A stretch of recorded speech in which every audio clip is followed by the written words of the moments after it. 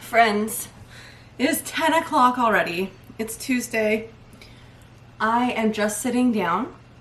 I'm on evenings right now, so I don't have to leave to go to work until today it's snowing pretty bad, so I'll probably leave at 1:30 at the latest to get there for 3. But it has been a morning, let me tell you. I just got inside from shoveling and shoveling and shoveling and shoveling and shoveling. And I don't want to put in maximal effort because I think by tomorrow it's supposed to rain and be mild outside, and then Thursday it's supposed to be 6 or 7 degrees and sunny. So all of the snow is gonna melt. It's just it is coming down right now. And I shovel and then you turn around and it looks like I haven't done anything. So that's fantastic. But I got up early-ish to help Peter with the boys because school was open but buses were canceled. That doesn't affect us because we drive the kids to school. By we, I mean Peter, because usually I'm at work. Or today I had to go to the dentist to go pick up my really attractive bite block. So I got sparkly red because I know Casper likes red or gold like Iron Man. So I picked sparkly red. And it's got a ramp. They call it a ramp on the front here. So that my front teeth are touching the ramp. You wear it on your top teeth. The bottom teeth touch the ramp. And it keeps a gap in between your molars because I don't grind so much anymore, but I clench my teeth really bad, which is understandable considering the crap that we're dealing with around here. So I went to go pick that up and I had to wait a little bit because of the weather and the roads. The dentist was a little bit late, which was fine. It's I'm not going anywhere. I'm just coming straight home. So I came home, I grabbed the bag of peanuts, took it out front with me to throw out some peanuts for the birds and the squirrels. And then I shoveled a whole bunch, came in. I did email Felix's neurologist today and wasn't thinking and didn't copy Peter on the email. So then I get another email that Peter has emailed myself and the nurse and the social worker, I think, and the neurologist to be hey, do you have results? Let's get the ball rolling. Because poor Felix is just, he seems to be having more of the really bad seizures. So long story long, we're still waiting to hear. I keep checking the app on my phone to see if there's any updates to get the results because I signed him up for my chart. So I have the results from his sick kids test from before he had his first surgery. But now it brings us to 10 o'clock. I am going to sit. I'm going to read. I just made myself a cup of coffee. I'm still working on my smoothie because obviously dentist, I didn't want to drink it on the drive there. So I'm about halfway through that. And I had planned to get a lot done today because I only have now today and tomorrow without anyone home. But I'm tired. I'm really tired. And all of that shoveling kind of took it out of me. So I think I'm going to give myself a little bit of leeway. And I'm just going to sit and I'm going to read for a little bit. So I'm going to enjoy my reading time. And I think maybe I will tell you about all of the fantastic books I've been reading. We'll call this Sarah's book review of late 23, early 24. We'll see.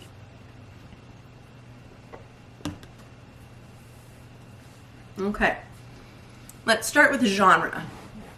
Now, generally speaking, I like fantasy books, but there's a new genre called romantasy. So it's romance fantasy.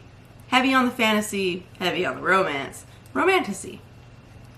I know I've spoken about the A Court of Thorns and Roses series before by Sarah J. Maas.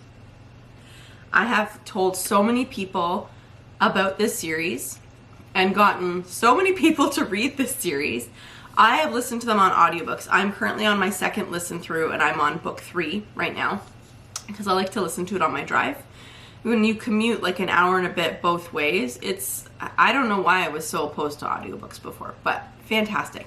There are other series by her that I believe they're not the same worlds per se. I can't say for certain because I haven't read them yet. But I've been told, and there's talk through the grapevine that they kind of fit together. So people who are super, super into it will find those little Easter eggs and be oh, this might mean this in that book and stuff like that. I don't have enough brain cells to do that. And I don't really care to do that at this point in time. I'm just happy that I have found some really good books to either listen to or read that are enjoyable, and I don't. But I'm reading for joy. I'm not reading because I have to. So that's good. My other preferred genre is mysteries. So when I was a little kid, I grew up reading Nancy Drew mysteries. I had like the OG Nancy Drews hardcover from my mom. And I was told in like, I don't know, elementary school sometime, maybe grade 6, I had to stop reading Nancy Drew books for my book reports, and I needed to like branch out and try something different. But they're so good because like the mystery starts on page 1. You know what I mean? Like they're really good books. So I'm a big fan of the mystery genre. But I don't like a lot of like really intense suspense. I don't like, it makes me very anxious because I get so invested. If it's a good book, if I'm really drawn into it, I get so invested in the characters that like when something bad happens, it's like, it's devastating. I can't handle it. And I have enough of that crap going on in my life, so no. Which brings us to the Kindle. Peter got me this excellent case for it. He bought it off of Etsy because he told me all the ones on Amazon were boring. He had it personalized, so it says Sarah's Grimoire, which is fantastic. He got me the paper white Kindle, and I got the Kindle Unlimited subscription on Amazon, which I believe is $10.99 Canadian a month, but it has been supremely worth it because if I were to buy all of the books that I have read since getting the Kindle just before Christmas, it would have been over $100 already, and I've only been paying for the subscription for I think 2 months, like December and January, because you get the first month free.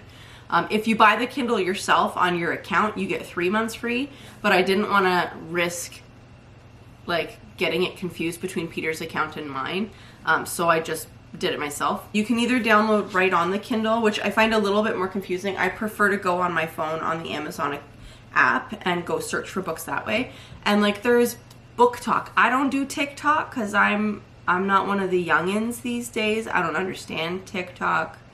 I'm not interested. But there's Book Talk, and then there's Bookstagram. But like things will pop up in your feed anyways when you're scrolling to be like, oh, if you really like this, you might like that. So the series that I'm on right now on the Kindle, it's by Stephanie Holmes, Holmes, like Sherlock, but Stephanie Holmes. And all of the books are like a play on words for titles of like classic books. So the first one is called, instead of A Dark and Stormy Night, it's called A Dead and Stormy Night, and they're all murder mysteries. There are, I want to say 10 of them. I think I'm on number 5 right now, possibly number 6. But like the first one's A Dead and Stormy Night. The second one is Of Mice and Murder. The third one was Pride and Premeditation. 4th was Memoirs of a Garroter. And 5 is Prose, Prose, and Cons. Pros and Cons. So I think I'm on Pros and Cons right now. See, now I don't know. I gotta check. No, it must be number 6. A Novel Way to Die. And they're easy reads. Like if you were to just sit through and read the whole thing in one go, it'd probably take you like 4.5 hours. But they're very well written. The characters are quite lovable. The banter between the characters is great. I like it because I'm always trying to figure out who done it before it's revealed in the book, right? Like before the characters in the book figure it out. But like there's twists and turns, and it's so good. And so like the basis of these ones, wow, it is really snowing out there. The basis of these ones, it's the main character. Her name is Wilhelmina, but everyone just calls her Mina. And she's losing her vision. And so she's had to move home from, like the books are set in England, and she had to move home from New York because like she's losing her vision. So she lost this internship that she was going to do because like blah, blah, blah, blah. So she's really upset. She's trying to like find herself, and she's trying to find a job when she moves back home because like she's living with her mom, and you know, they don't have a ton of money. So she's trying to find a job, blah, blah, blah. She gets a job at this bookshop called the Nevermore Bookshop. and it's a place she used to go when she was a little kid because she was bullied a lot. So it was like a safe place, and she ends up like getting the job, and you find out like through her meeting these people that are in the bookshop. So like the gentleman who runs the bookshop and like the guy that lives above the bookshop in one of the rooms, blah blah blah, they all turn out to be like actual literary characters from like classic books. So she ends up like striking up like a friendship and then a romance with some of these characters, and then they all end up solving, there's like there's a murder that happens like in the bookstore, and they end up solving it before the police do, or whatever. And then each book there's another, like something happens, and it's all kind of culminating in this like big bad, which I won't tell you what that is, but like I'm in book 6 now, and they're trying to like stop the big bad guy. That like everything's kind of working towards that in a roundabout way. And then, because sometimes I need a palate cleanser in between like this series, which I'm very invested in and I'm loving the characters, and it's well written and there's an excellent plot, but it's also easy to read and it's not like too heavy. The other series that this Stephanie Holmes has written, it's a very similar storyline, but instead of literary characters, the 3 people that the main character meets are ghosts. So she had an accident when she was little and hurt her head or something, and ever since then she's been able to see ghosts or something like that. I've only read one of them, and I didn't like it as much. I found it a little bit more I don't want to say crass, but like a little bit more, I don't know what the word I'm looking for. Maybe instead of more of this, maybe it's less subtle and it's, I guess, more in your face in terms of like the romanciness of it all, which is fine. Like I still enjoy the books, and I'm not as invested in the characters, but maybe I need to get into the second book. But I think because they tie together, I'm gonna wait on the ghost ones until I finish all of the bookshop murder mystery ones, because I don't want to accidentally ruin anything of what happens in the bookshop ones, because I am really invested in those characters. So that's that. So we have the Court of Thorns and Roses, which I've been doing on audiobooks. And then we have the murder mystery books, Nevermore Bookshop. And then the ghost ones, which I'm not really sure if they have like a overall title for those ones. But those ones are great by Stephanie Holmes. What else have I been reading? I don't even know. I read like some like standalone like chick lit Christmassy books around Christmas time. Excuse me, nothing to write home about. Oh, the other series. So I know I've spoken about this randomly in previous videos. The Blood and Ash series. I think it's by Jennifer L. Armentrout or something like that. The first book was excellent. I loved the first book. It was so good. I really, really enjoyed it. And I got invested in the characters, Castile and Poppy. Fantastic. Very like kind of twisty, kind of dark, but like really, really good story. And then I want to say like the second book was equally good. The second one? I think the second one was okay. I was still invested. But it took me longer to get through it because it didn't hold me as much. And then I got through it and I went and picked up the third one from the library. And honestly, I'm at this stage in my life where I don't have a ton of time to be reading. Like I read in the evenings, but like I don't want to spend I do want to spend every single evening reading, but I have other things to do and I do want to exercise and whatever. And usually evenings are my only option to do that. So I'm not going to force myself to finish a book that I don't enjoy. So if I download one from like the Kindle Unlimited app and I start reading it and I'm like, do you want to know what? This is not for me. I just send it back. I return it so that it opens up a space, because you can only download so many Kindle books, like unlimited books at a time. Ones you purchase you'll always have, but if you're downloading like the free ones from the Kindle store, then you can only download so many a time. It's either like 10 or 20. I don't know. So I started book 3 of the Blood and Ash series, and I think I got like 100 or 200 pages in, and I'm trying to force myself to get through it, and it's good, and I was still invested in the characters, but I just feel like the books were so big, which is fine, I like thick books, but the author was trying to like pile so many things in there, and I just felt like, I'm sure if I could make it through the whole series, and I don't even know if the series is completed yet in terms of being written, but like, it was so many different like characters and plot lines. It was just too much to kind of like keep contained in my brain and keep straight. So like something would happen and I'd be like, wait, who even is this anymore? Like, who, like, unless it was like one of like the 3 main characters, or like the bad guy in the book, like I was like, who are these people? Who even are these people? Are you a wolf? Are you a dragon? I have no idea. Like, I was so confused and just so not interested in continuing. And so I took it back to the library. I didn't finish it. And I had also picked up Crescent City by Sarah J. Maas. And that is a beast of a book. It's like over 800 pages, I'm pretty sure. And I didn't even start it. I got it because I was so excited and I thought like, yes, I'm going to get into this series by her and like, you know, collect everything. And then I was like, no, I can't do it. It's too much right now. So that brings us to the Kindle. It's great. It's small. It's lightweight. It holds a charge like nobody's business. And it comes home. I set it over on the charging port. I don't even plug it in until it's like under 20%. And then when I leave for work, I'll throw it in my bag. So it sits with like my planner and my wallet. Off to work I go. And then if like on lunch break during the day, if I'm on day shift, I'll sit and read for a little bit.